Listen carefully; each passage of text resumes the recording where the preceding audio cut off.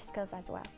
But with our fast-paced lifestyle and a lot of free time, many people suffer from sleep disturbances, especially children. To find out more about this topic, we are happy to welcome Ms. Rita Patatian, Integrative Nutrition Health Coach at Fawzia Sultan. Thank you so much for being here with us on the show. It is a pleasure to be here. Thank you for having me. No problem. Thank you, Ms. Rita. It's a pleasure having you here, and especially sharing with us this very interesting topic about sleep that I think affects a lot of people in Kuwait, because it seems like they don't sleep. So the thing about sleep is that even though we would all agree that it's a basic human need and it's the foundation of good health, unfortunately sleep has almost lost its value amidst our very, very hectic lives. So as adults as well as children, we're overexposed to light, to sound, to movement, and this is ultimately disrupting our circadian rhythms. The American Academy of Pediatrics will tell us that over a quarter of kids below the age of 5 do not get enough sleep, and this is quite alarming. Yeah. And I mentioned the circadian rhythm. There's an effect on this rhythm that is an internal rhythm that runs on a 24-hour repeating pace every day. So the circadian rhythm is what determines when we're asleep, when we're awake. It determines our moods, whether we're happy or sad. It determines the functioning of the cells and organs in our bodies as well. Starting with the first question, so what is the REM and non-REM sleep in children? So there are two kinds of sleep. There's non-REM or non-rapid eye movement sleep, which is what is known as deep sleep, and it comes in 4 different stages. And then we have the REM sleep, or the rapid eye movement sleep, and that's the point where we dream, and our brain is very active during that stage, even though we're fast asleep. Gotta love a bit of REM sleep. But you just mentioned about the circadian rhythm. Are we born with the circadian rhythm? Is it something that comes a little bit later after birth? It's very interesting about the circadian rhythm, actually, because we are not, in fact, born with it. It begins to form at the age of 3 to 4 months, and it's fully formed by the age of 4 years. If we notice that newborns normally don't have a rhythm when it comes to sleep, they sleep most of the day, they're in and out of bursts of sleep, but by the time they're 4 years old, they tend to sleep through the night and they take a nap during the day. Can you tell us, we hear, and me as a parent, we constantly hear that it's not good for the children to be sleeping with light, having the lights on at night. Is there a difference between the type of lights? Is it good, healthy, unhealthy? Can you tell us about it? Yeah, sure. So scientists would agree that we need light for optimal health. And in nature, the sun is our natural medium of light, right? It helps us, get up in the morning. It helps us fall asleep at night. But unfortunately, what's happening is that more and more we're moving indoors, and the pandemic didn't help as well. Most of our activities are happening inside the homes, at the malls and restaurants. So as a result, we're robbing ourselves of the natural light, and we're replacing it with what you're referring to in terms of artificial light coming from light fixtures, but also coming from screens. We're talking about, our TVs, iPads, and all electronics. It's interesting, there was a study done where they looked at people who were using iPads for 2 hours before going to sleep. And what they found was that these individuals' sleep was postponed by 2 to 3 hours as a result of using the iPad. So this is why when we talk about our children especially, it's so important to have them stay away from their electronics at least a couple of hours before going to sleep. And this is because they will expose themselves to something called blue light, which is a frequency of light. We've got something on our phones and stuff, don't we? Like, is it like a night mode? Yes, on our yeah. phone? Yes, does that work? Like for kids, do we just say put on the night mode and You can have your phone or your iPad or the well, lifestyle, not exactly, but close. So there are a number of ways we can, minimize our exposure and the exposure of our kids to blue light. One way is to, like you said yourself, download certain software or applications on our electronic devices to minimize our exposure to blue light. Another interesting option is to invest in blue light blocking glasses that have filters. I've heard about those. And those block up to about 40% of the blue light. There are other more interesting ones that are colored yellow and orange and amber. Those block even more of the blue light. Fashionable nowadays. Wow. As well, Yes. It's This all is the a rage. very interesting topic. We will continue with this amazing and interesting topic after this short break. Please stay tuned.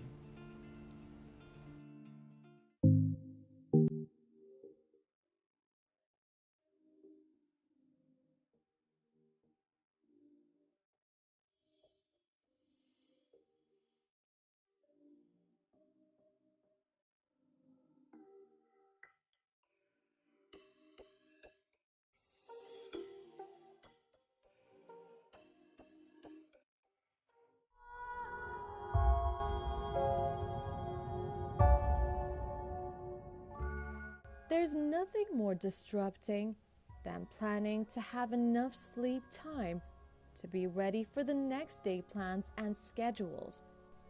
But the difficulties in sleeping happens. There are many factors that can be affecting the quality of sleep. Have you considered that the food or the drinks you're consuming is the reason? The studies have approved the theory of food being a factor that influences the quality and the duration of sleep. Many foods should be avoided or consumed a couple of hours before sleeping, such as high sugar foods, salty food, and caffeine. While food is containing sleep including chemicals such as bananas, cherries, and almonds are a great choice for a late hour snack. A warm cup of milk could help as well. It contains tryptophan, amino acid that has been scientifically linked to a better sleep. Or you could go ahead and try the chamomile tea, which is a good choice as a sleep inducer. Besides the chemical ingredients, the warmth of the drink can also raise the body's temperature, which gives the feeling of being covered with a warm blanket. The dietitians recommend to avoid eating a couple of hours before bedtime to ensure a better sleeping time and a good night rest. In conclusion, consider avoiding eating at late hours of the day and eat with proper portions and avoid stimulants such as caffeine or sugar. Simple changes in your diet could help you enjoy a better quality of sleep.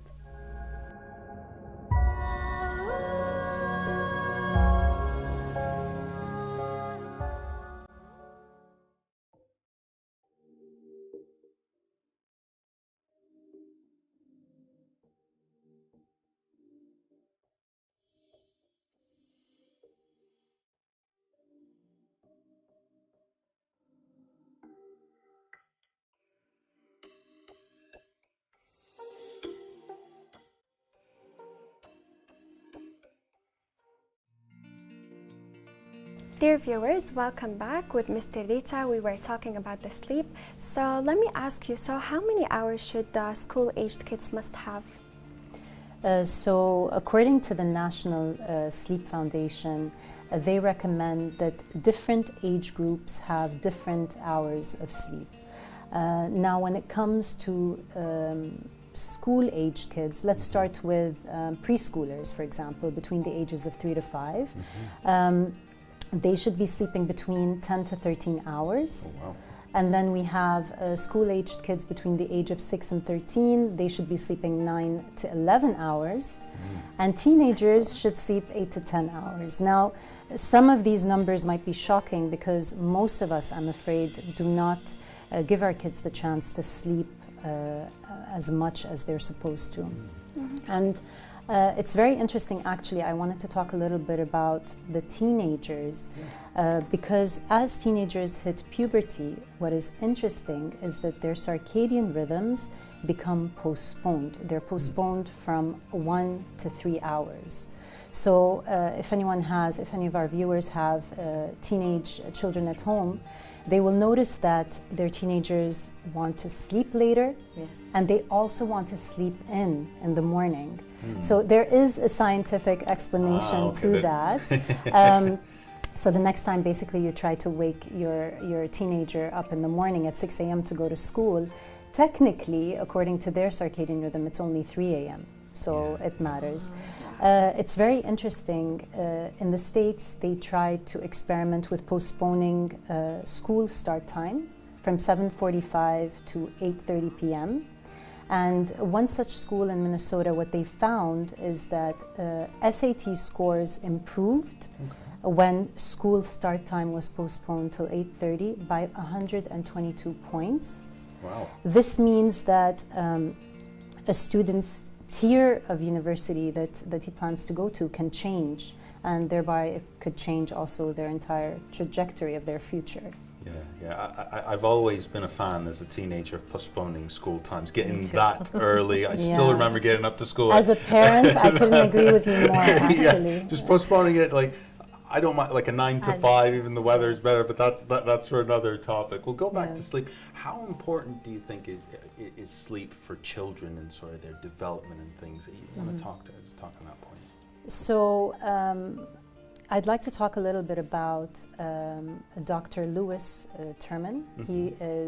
He was actually a psychologist at Stanford University, and he wrote a book called Genetic Studies of Genius. Now, what he found is that no matter what the age of our children, the longer they slept, the more intellectually gifted they were. So there's definitely a relationship between sleep and brain function. The more we sleep, the more we learn and retain information. It's like clicking a save button on the computer. And this is especially important for children, to develop their problem-solving skills, decision-making, creativity, among other things. I definitely need to tell my teenagers about that. Now, tell us a little bit about, and I see this as a therapist in my private practice, that when people are stressed, their sleep also get affected. Now we're talking about not just kids, but adults in general. During the stress time, it gets interrupted. It's not the same quality. Why is that? Okay, so when we talk about stress, we're basically referring to the nervous system. And the nervous system, as you probably know, is divided into the parasympathetic nervous system, the rest and digest mode, where we feel happy and we're not stressed. And then comes the sympathetic nervous system, and that's where we are stressed. So what happens when we're undergoing stress as adults or children, our bodies begin to release hormones. And two such hormones are cortisol and adrenaline. What cortisol does, it suppresses our appetite, but at the same time it suppresses non-essential bodily functions, including our digestive system. On the other hand, we have adrenaline, and what adrenaline is doing, it's preparing us for a battle. It's giving us this burst of energy. So these hormones work in conflict with sleep. When we try to sleep, our body's temperature needs to be reduced by 2 to 3 degrees. And when we release cortisol and adrenaline, that's not happening. If you notice when we sleep, I don't know if you guys do this, but we tend to stick our hands and feet out from underneath the covers. And this is a natural reflex to lower the body's temperature. And the other thing that happens when we're stressed is that our heart beats so fast. So the cortisol and the adrenaline are not helping us, slow down the heartbeat in order to settle ourselves into good sleep. And to get the proper amount of oxygen. Absolutely, yes, you are correct. So how can we improve our sleeps then? That's a very good question, you know, and Everyone is different. I think it differs between one person to another. I think the most important thing when it comes to sleep, we have to make sure to set a bedtime routine, whether for ourselves as adults, but also for our children. And we have to go to bed at the same time every day and wake up at the same time every morning. I know this becomes hard over the weekend, you know, with activities going on, going out with the children. But as much as possible, at least during the week, we should stick to a schedule. And one tip I would give parents is to avoid using children's bedrooms as a place of timeout. We don't want them to associate the bedroom with punishment and negative thoughts. We want to be you know, a resting place. Yeah. exactly. And the other thing is we should try to, I know as a parent I like to, you know, decorate my children's rooms with colorful furnitures and furnishings, but it's always best to keep the colors toned down, invest maybe in heavy curtains to block the light. If our children don't like to sleep in the dark, we can use a small night light instead, and that should work. Other tips for better sleep comes in relation to food. So we should consume the largest meal of the day midday, and our dinners should be light, and they should be served a couple of hours before bedtime. I always advise parents and families to have a nutritious diet filled with fruits, vegetables, and whole grains, and to try our best to stay away from stimulants and sugary foods. Stimulants, I'm talking about caffeine, and it's amazing how much caffeine we consume and our children consume as well. And caffeine hides in all sorts of places. Even juices, because parents think that, okay, they don't drink Coke or any sodas, but we give them juices. They're high So in the problem sugar, with juices is that they're filled with sugar. Sugar. So you're replacing, you know, the caffeine with the sugar, and it's not working as well. The after effects of caffeine last anywhere from 10 to 14 hours. And sugary drinks, our kids are not just having juices, they're having cereal in the morning, you know, commercial cereal that has 6 to Tons of 7 sugar. teaspoons Absolutely. of sugar per serving, which is a lot. Going back to caffeine, also there are a lot of foods that have caffeine in them, including, for example, chocolate, ice cream, carbonated drinks, energy drinks, all of these things. So that doesn't help.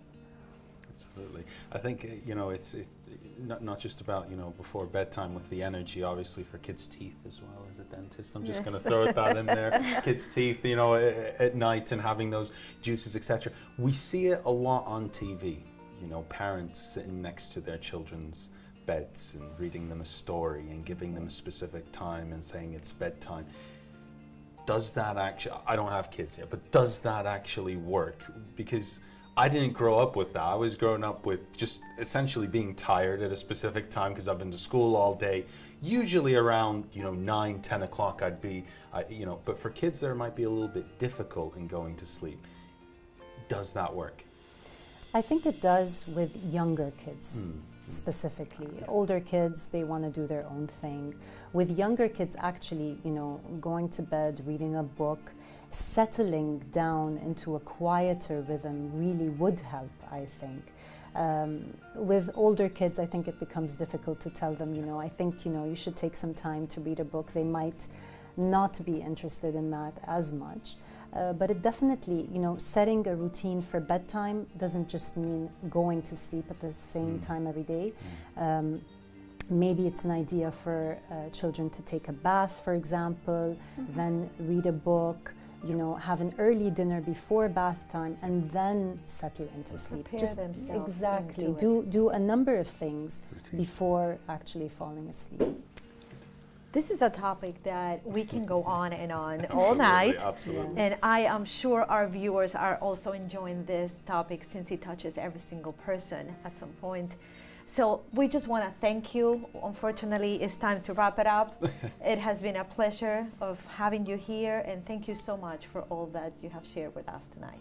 Thank you for having me. It's been my pleasure.